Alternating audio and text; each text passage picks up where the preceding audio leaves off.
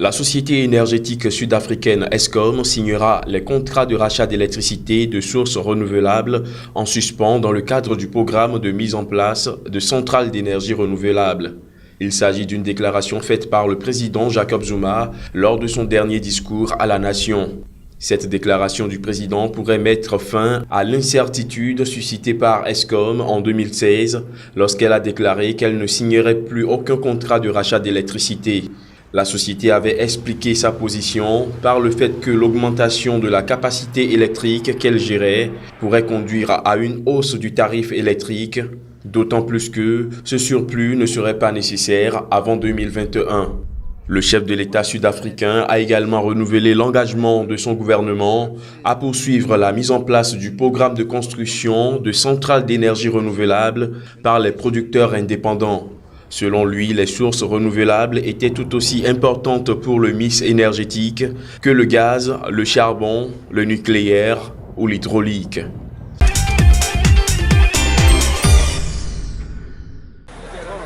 La Côte d'Ivoire se verra bientôt octroyer la somme de 108 millions d'euros par la Banque africaine de développement BAD. Le prêt destiné à financer 2 projets agricoles en Côte d'Ivoire vise à garantir la sécurité alimentaire dans ce pays qui importe une bonne partie de ses produits de base. Le projet contribuera essentiellement à lutter contre la pauvreté et ce via la modernisation et le développement du secteur agricole. Ces investissements de la BAD sont destinés au financement d'un pôle agricole industriel dans la région de Yamoussoukro en vue de produire du riz, du maïs, du manioc et créer près de 20 000 emplois permanents dans le secteur agricole. Le projet agricole censé démarrer en mars prochain va également apporter une production additionnelle de 465 000 tonnes par an de vivrier et générer des ressources pour sortir plus de 107 000 personnes du seuil de la pauvreté. Quant au second volet du projet, il servira d'appui aux infrastructures agricoles et permettra de développer les transports et la transformation des produits agricoles dans l'est de la Côte d'Ivoire.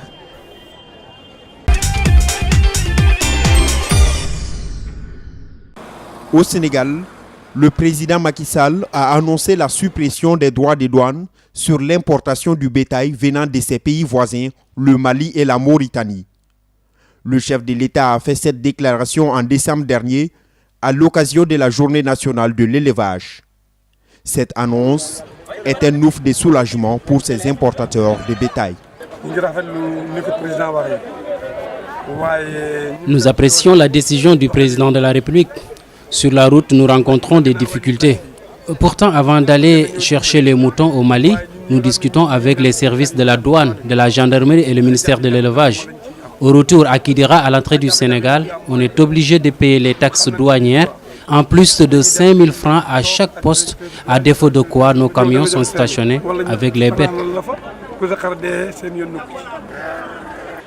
La mesure supprimera ainsi sur l'entrée du cheptel la taxe sur la valeur ajoutée, communément appelée TVA.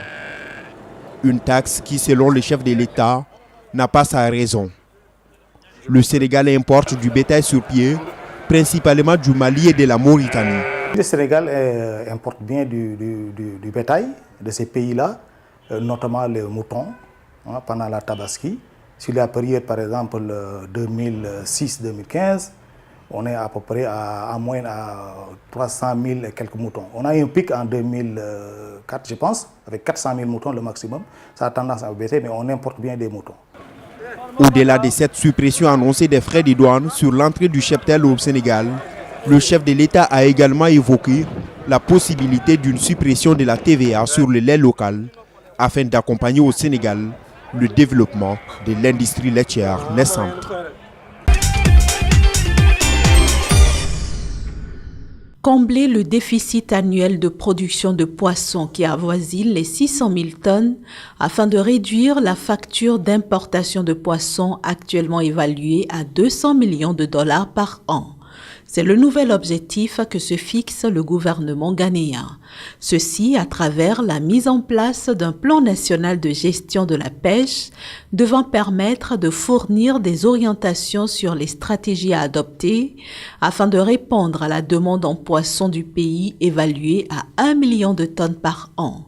Au nombre de ces stratégies figure l'observation d'une fermeture de la saison de pêche pour la reconstitution des stocks de poissons et la lutte contre les pratiques de pêche illégale grâce à des patrouilles maritimes accrues et le renforcement des systèmes de surveillance.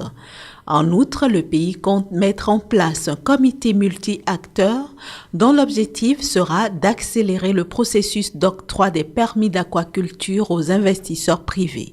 Ceci devrait permettre au pays d'impulser un développement de la production aquacole et faire passer la capacité actuelle de production de 500 000 tonnes à 100 000 tonnes à court terme.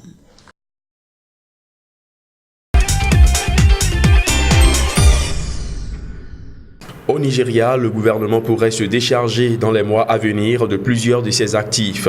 Cette mesure du gouvernement nigérian vise la mobilisation de 16,4 milliards de dollars pour combler le déficit budgétaire qu'enregistre le pays. D'après un document rendu public par le ministère nigérian de la Planification et du Budget, la vente de ces actifs pourrait contribuer notamment à la réduction de l'inefficacité et de la corruption dans les sociétés d'État. Les actifs concernés par cette initiative n'ont pas pour l'instant été précisés. Rappelons que l'économie nigériane s'est contractée de 1,5% en 2016 à cause de la chute des prix du pétrole et du recul de sa production par le pays. Dans ce contexte, le président Buhari, pour renverser la tendance, a proposé pour 2017 un budget en hausse de 20% par rapport à l'exercice 2016. L'objectif visé est un accroissement moyen de 4,7% du produit intérieur brut du Nigeria sur les 4 prochaines années.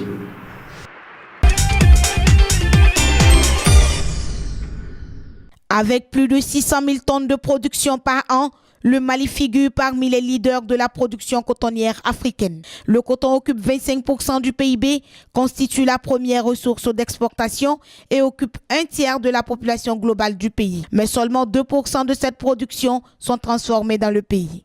Pour donc passer de 2 à 20% de la valeur ajoutée, l'Association malienne des jeunes pour la valorisation du coton poursuit son combat. Et c'est la ville de Koutiala reconnue pour la qualité de sa production cotonnière qu'elle a choisi pour lancer la 2e édition du Festival panafricain de la cotonnade. Pour parvenir à la concrétisation effective de cette valorisation du coton malien avec beaucoup plus de valeur ajoutée, la nécessité de la réalisation d'unités industrielles pour la transformation de notre coton sur place est impérative. Le secteur du coton étant au cœur des préoccupations du gouvernement malien, la ministre de l'Artisanat et du Tourisme y a pris part en vue d'appuyer cette initiative qui est la valorisation de ce fleuron économique malien. Le Mali a une tradition artisanale ancestrale et les potentialités du secteur sont inestimables. Les talents nombreux, le travail artistique des teinturières, des couturiers, des brodeurs, des créateurs de mode, etc., participent à l'excellence de notre artisanat et contribuent au développement socio-économique de notre pays. Notons que l'exclusivité de cette 2e édition qui se tiendra du 22 au 26 mars prochain sera la rencontre scientifique de l'ensemble des acteurs du secteur pour discuter des problèmes liés à cette matière première et les perspectives de sa valorisation.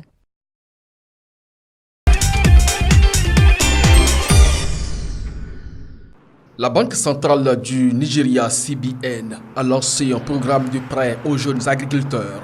Estimé à 300 millions de dollars, le projet est destiné à accompagner le développement de l'agro-industrie au Nigeria. Intitulé Youth Enable, il sera financé par la Banque de développement africaine. Le programme a pour objectif de former des agriculteurs accomplis qui remplaceront la génération vieillissante et sera mis en place en partenariat avec le ministère nigérian de l'Agriculture et du Développement rural. Le projet contribuera à la diversification de l'économie nigériane, permettra la création de plusieurs opportunités d'affaires et développera les compétences des jeunes employés dans les secteurs de l'aquaculture, de l'agriculture, de la commercialisation et de la transformation, entre autres.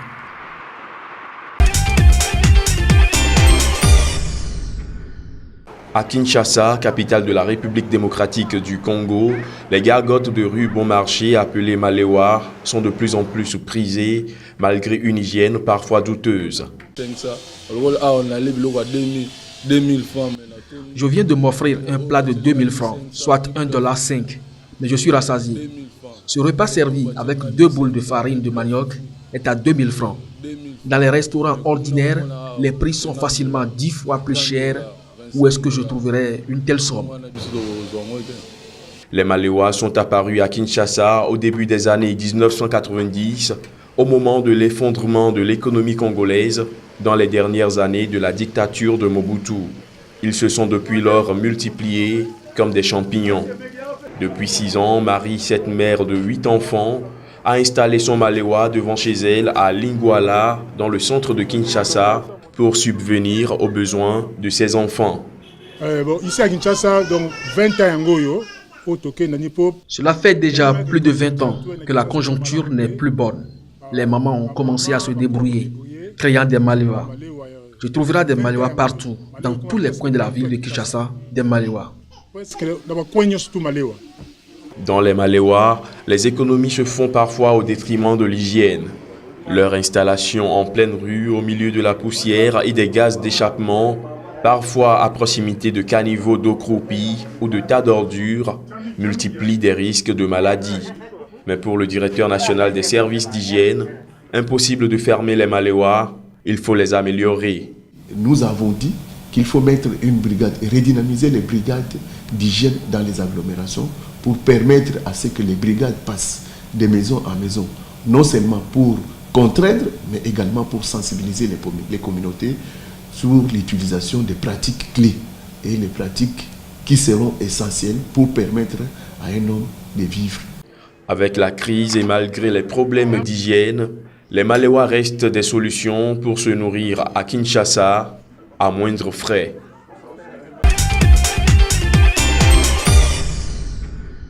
Tigo, le deuxième opérateur télécom du Sénégal, est désormais un patrimoine du groupe local de transfert d'argent Wari. L'opérateur télécom a été racheté via une transaction ayant coûté 129 millions de dollars, soit environ 80 milliards de francs CFA. Filiale du groupe Millicom, Tigo affichait fin septembre 2016 3,9 millions de clients pour une part de marché de 24%. C'est la toute première fois qu'un opérateur de services financiers rachète un opérateur télécom dans la sous-région. En prélude à la vente de Tigo Sénégal, le groupe Millicom avait vendu en début 2016 sa filiale en République démocratique du Congo à Orange pour la modique somme de 160 millions de dollars, soit près de 99 milliards de francs CFA. Tigo est le numéro 2 de la téléphonie mobile au Sénégal, loin derrière Sonatel, qui appartient au groupe Orange. Quant à Wari, créé en 2008, le groupe s'est très vite imposé en territoire sénégalais dans le secteur du transfert d'argent. L'entreprise a maintenant étendu ses activités en Côte d'Ivoire.